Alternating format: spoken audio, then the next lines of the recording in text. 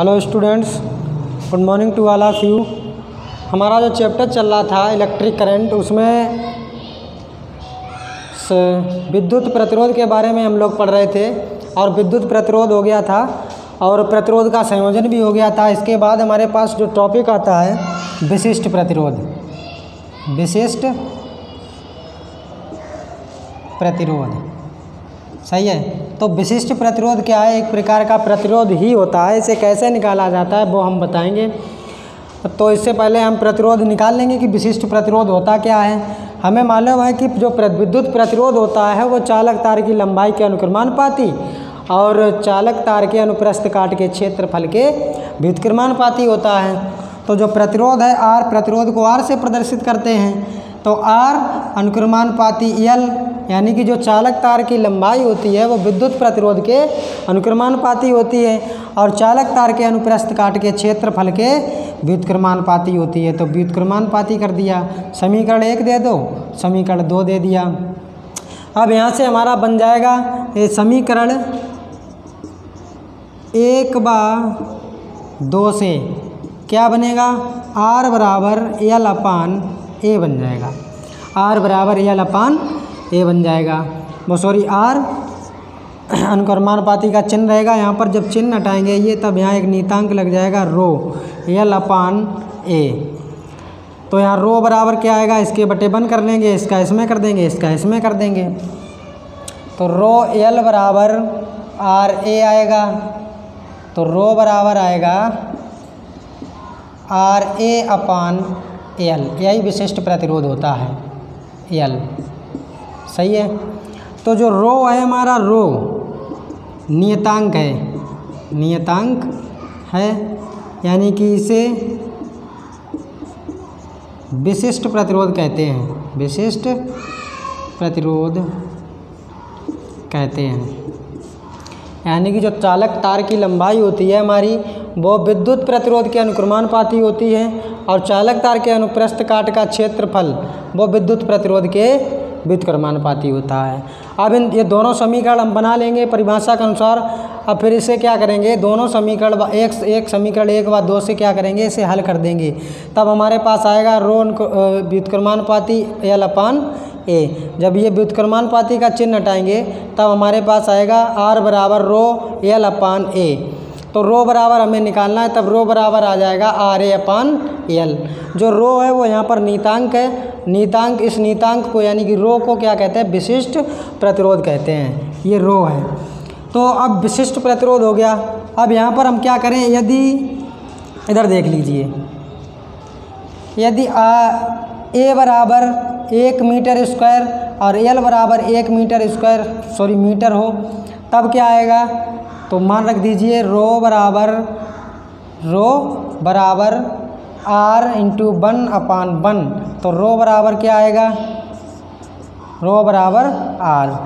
अब यहाँ से इन दोनों चीज़ों से हमें एक सिद्ध होता है कि किसी भी चालक तार का विशिष्ट प्रतिरोध वह प्रतिरोध है, किसी भी चालक तार का विशिष्ट प्रतिरोध वह प्रतिरोध है जो 1 मीटर लंबे तथा 1 वर्ग मीटर क्षेत्रफल वाले तार से उत्पन्न किया जाता है। तो हम कह सकते हैं कि विशिष्ट प्रतिरोध क्या है? तो विशिष्ट प्रतिरोध किसी चालक का वह प्रतिरोध है जो 1 मीटर लंबे तथा 1 वर्ग मीटर अनुप्रस्थ काट वाले क्षेत्रफल से उत्पन्न किया जाता है। ठीक है। विशिष्ट प्रतिरोध समझ में आ गया तो इसका स्क्रीनशॉट ले लें। अब आगे की बात करेंगे। आगे हम लोग देखेंगे क्या है हमारे पास। अब उस विशिष्ट प्रतिरोध वाला हमारे पास एक एग्जाम्पल है कि यदि 120 सेंटीमीटर और 0.04 मिलीमीटर व्यास वाले तार का प्रतिरोध 25 ओम है, तो तार का, यहाँ पर गलत हो गया है, तार का विशिष्ट प्रतिरोध ज्ञात कीजिए, गणना कीजिए, विशिष्ट प्रतिरोध की गणना कीजिए। यानी कि यहाँ पर दिया गया है यदि 120 सेंटीमीटर लंबे होगा, यहाँ पर लंबे और 0.04 मिलीमीटर व्यास वाले, तो यहाँ पर लंबाई दी गई है तार की, तो लिख लेंगे L बराबर 120 सेंटीमीटर। अब 1 सेंटीमीटर को जब हम मीटर में चेंज करेंगे तब हमारे पास क्या आएगा? 1.2 मीटर, ठीक है, 1.2 मीटर। अब क्या करेंगे और 0.04 मिलीमीटर व्यास दिया गया है, तो व्यास दिया गया है यहाँ पर, व्यास बराबर 0.04 मिलीमीटर। जब मिलीमीटर को मीटर में चेंज करते हैं तब 1000 का भाग देते हैं। जब इसमें 1000 का भाग देंगे तब ये 3 अंक दशमलव और इधर आ जाएगा, तब क्या हो जाएगा 0.00004, 2 अंक पहले था और 3 अंक और आ गया है। या हम इसे ऐसे भी कर सकते हैं कि, या ऐसे कर सकते हैं कि 1 2 3 4 5 अंक दशमलव उधर बढ़ाएंगे तो 4.0 करेंगे, और दशमलव के बाद 0 का कोई महत्व नहीं है तो गुणे 10⁻⁻5 कर लेंगे, ठीक है। 4 अंक दशमलव हमने इधर बढ़ा लिया और इतना कर दिया है, ये आ गया है मीटर में। अब आगे बात करें कि इसकी त्रिज्या क्या होगी। हमें त्रिज्या की भाई आवश्यकता पड़ेगी, क्योंकि रो बराबर RA/L होता है। और त्रिज्या की आवश्यकता क्यों पड़ेगी, क्योंकि क्षेत्रफल नहीं दिया गया है, तो क्षेत्रफल निकालेंगे इसका, इसलिए त्रिज्या की आवश्यकता पड़ेगी। तो हम क्या करेंगे, अब यहाँ से इसकी त्रिज्या R बराबर जो होती है, R बराबर व्यास, त्रिज्या बराबर व्यास बटे 2। तो व्यास हमारा कितना दिया गया है यहाँ पर, 4 × 10⁻⁻5, तो R बराबर हो जाएगा 2 × 10⁻⁻5 मीटर, ठीक है। तो त्रिज्या भी आ गई हमारी। अब हम क्या करेंगे, विशिष्ट प्रतिरोध वाला सूत्र लगाएंगे यहाँ पर। तो विशिष्ट प्रतिरोध बराबर रो बराबर RA/L, ठीक है। R भी दिया गया हमें, L भी दिया गया है। R कहाँ दिया गया है, 25 ओम ये दिया गया है, और A नहीं दिया गया है, तो हम क्या करेंगे, A को चेंज कर देंगे। A बराबर πr² होता है। कैसे होता है कि वृत्त का जो क्षेत्रफल होता है वो πr² होता है। तार के अनुप्रस्थ काट का क्षेत्रफल हो जाएगा πr²। अनुप्रस्थ काट का क्षेत्रफल, जैसे हमने इसे मार्कर को काट दिया यहाँ से, और काटने के बाद जो इसकी मोटाई होगी वही होगा उसके अनुप्रस्थ काट का क्षेत्रफल। तो अनुप्रस्थ काट का ये वृत्त है, तो वृत्त के अनुप्रस्थ काट का क्षेत्रफल हो जाता है πr²। जहाँ पर हमारा A है वहाँ पर हम रखेंगे πr²। तो रो बराबर R × πr²/L, ठीक है, सॉरी L।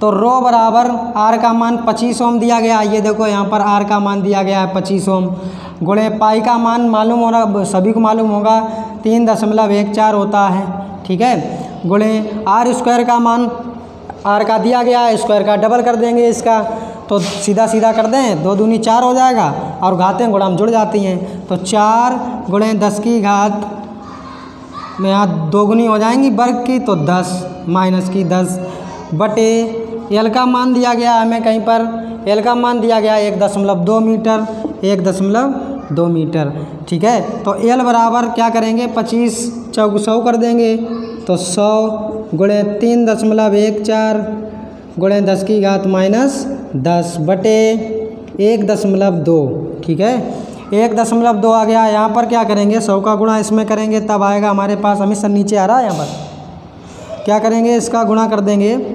जब गुणा करेंगे तो ये दशमलव हट जाएंगे, तो 314 × 10⁻10 बटे 1.2, ठीक है। अब हमारे पास जगह नहीं बची है तो हम इसे साफ किए दे रहे हैं, यहीं पर मान लिखे हैं केवल, और कुछ नहीं है। नोट कर लें आप लोग, स्क्रीनशॉट ले लें इसका, फिर इसमें हम लिख देंगे, ठीक है। और यहाँ पर हमारी जगह नहीं थी, साफ कर दिया हमने। अब हमारे पास जो स्टेप है, पहली स्टेप हम यहाँ लिख लेंगे, क्या है, रो बराबर 314 × 10⁻10 बटे 1.2। क्या करना है, 1.2 का भाग देना है 314 में, तो रो बराबर आएगा, यहाँ से हम इसे सोल्व कर देंगे, इस दशमलव को हटाएंगे तो 3140 × 10⁻10 बटे 12 हो जाएगी। तो क्या और क्या करना है, यहाँ पर एक जीरो कम कर दें, एक घात कम हो जाएगी यहाँ पर, तो 314 बचेगा × 10⁻9 बचेगा बटे 12, ठीक है। तो रो बराबर, अब इसका भाग देना है 12 का, पहले 2 से काट लें, थोड़ा छोटा कर लें, 2 से काटेंगे 3 दूनी 2 से काटेंगे 2 × 1 2, और यहाँ पर हो जाएंगे 11, तो 2 पंचे 10 और 2 सत्ते 14, यहाँ आएंगे 6। तो एक बार और चेक कर लें क्या सही कटा है हमारा, 2 × 1 2 और बचेंगे कितने, 11 हो जाएंगे, 2 पंचे 10 2 सत्ते 14, ठीक है।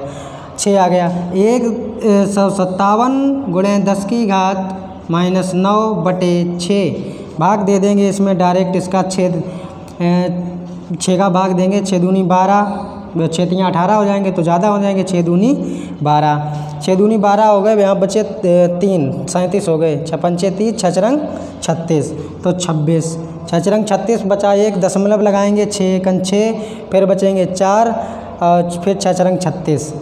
ठीक है, तो इतना आएगा हमारे पास। अब क्या करना है, गुणे 10 की घात -9 दिया गया, आप लोग चेक कर लें यहाँ पर गुणा जो डिवाइड किया है सही है कि नहीं है, तो हम भी चेक कर लेंगे अभी इसे।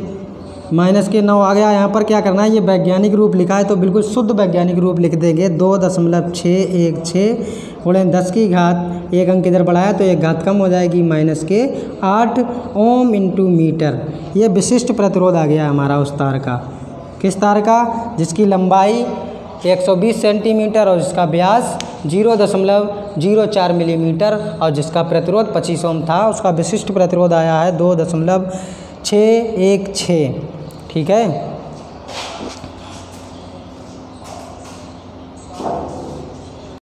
इसका आप लोग क्या करें, स्क्रीनशॉट ले लें और एक बार घर पे लगा के स्वयं देखें इसे। इसके आगे की बात हम लोग करेंगे कल। धन्यवाद।